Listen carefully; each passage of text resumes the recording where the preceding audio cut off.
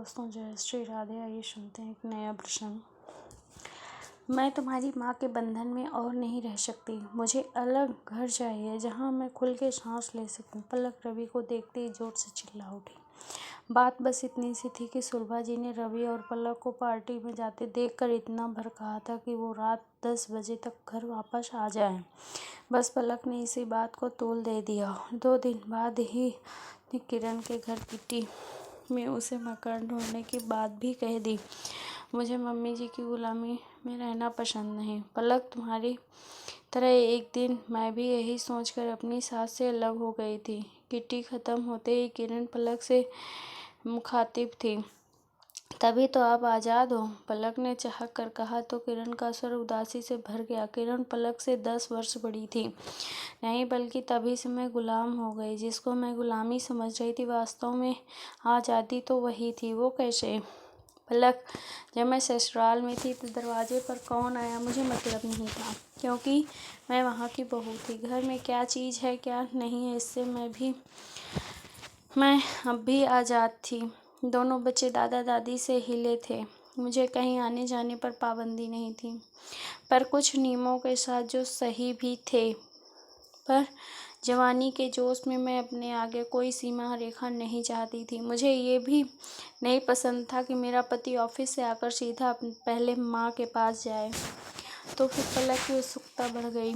मैंने दिनेश को हर तरह से मना कर अलग घर ले लिया और फिर मैं दरवाजे की घंटी, महरी, बच्चों, धोबी, दिनेश सबके वक्त की गुलाम हो गई। अपनी मर्जी से मेरे आने जाने पर भी रोक लग गई, क्योंकि कभी बच्चों का होमवर्क कराना तो कभी की तबीयत खराब है। हर जगह बच्चों को ले जा सकते, अकेले भी नहीं छोड़ सकते, जो मजबूरन पार्टियों को छोड़नी पड़ती। जबकि ससुराल में रहने पर ये सब बंदिश नहीं थी। ऊपर से मकान का किराया, फालतू के खर्चे अलग। इस भी अब उतने खुश नहीं रहते। किरण की आंखें नम हो उठी। फिर आप वापस क्यों नहीं चली गईं? किस मुंह से वापस लौटती? इन्होंने एक बार मम्मी से कहा भी था, पर पापा ने ये कहकर साफ मना कर दिया था। हम लोगों ने बड़ी मुश्किल से अपने आप को संभाला है। अब दूसरा झटका खाने की हिम्मत नहीं है। बेहतर है अब तुम वहीं रहो। ओह पलक, घर से बाहर कदम रखना बहुत आसान है, पर जब तक माँ बाप के आश्रय में रहते हैं आपको घर के थप्पड़ों का तनिक भी एहसास नहीं होता। माँ बाप के साथ बंदिश से ज़्यादा आज़ादी होती है, पर हमें वो पसंद नहीं होती। एक बार बाहर निकलने के बाद आपको पता चलता है कि आज़ादी के नाम पर खुद अपने गांव में जंजीरें डाल ली।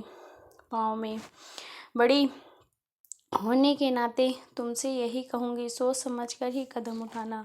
मन ही मन ये गणित दोहराते हुए पलक एक क्षण में निर्णय ले चुकी थी। उस किरण जैसी गुलामी नहीं चाहिए। घर की ओर चलते बढ़ते कदमों के साथ साथ वो मन बुदबुदा रही थी कि घर पहुंचते ही सासू माँ के पैर छूकर क्षमा मांग लूँगी, सदा उनके साथ ही रहूँगी। माँ बाप को साथ नहीं रखा जाता, माँ बाप के साथ रहना होता है। बोलिए जय श्री राम।